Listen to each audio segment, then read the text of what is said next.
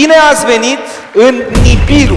Noul proiect al lui Shelly, care a reușit să atragă atenția oamenilor imediat pe internet prin intermediul postărilor cu o simplă planetă roz. Dar ce este acest Nibiru de fapt? Nibiru vrea să fie o nouă stațiune în Costinești, care după spusele lui Shelly va include următoarele. Este ziua în care anunțăm un proiect pe care ni l-am imaginat de ani întregi. Astăzi anunțăm de fapt 4 proiecte revoluționare. 4 proiecte care vor schimba fața litoralului românesc așa cum noi îl cunoaștem. Un mor uriaș în aer liber, ce va aduce un trafic comparabil cu vârfuri înregistrate în cele mai mari moruri din București. Un veniu de evenimente cu o capacitate de 150.000 de persoane, unul dintre cele mai mari din lume, un parc de distracții uimitor și cel mai mare club de noapte din lume, ce va avea o capacitate de 30.000 de persoane. Aceste proiecte reprezintă o resetare culturală, reprezintă o renaștere pentru litoralul românesc, o nouă viziune pentru turismul estival. 4 proiecte. Un mor uriaș în aer liber, unul dintre cele mai mari venues de evenimente din lume, un parc de distracții și cel mai mare club de noapte de pe pământ. Ei bine, toate aceste proiecte sunt de fapt unul singur. E genul de proiect care se întâmplă odată la câteva generații și anume o nouă stațiune. Construim o nouă stațiune pe litoralul românesc.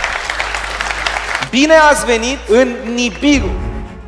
El crede că Nibiru va putea concura cu alte locuri precum Ibiza, Saint-Tropez, Mykonos, iar pentru a petrece o noapte acolo are un preț doar de aproximativ 150 de lei, având extrem de multe activități de la locuri de joacă pentru copii până la cluburi de noapte precum Nuba.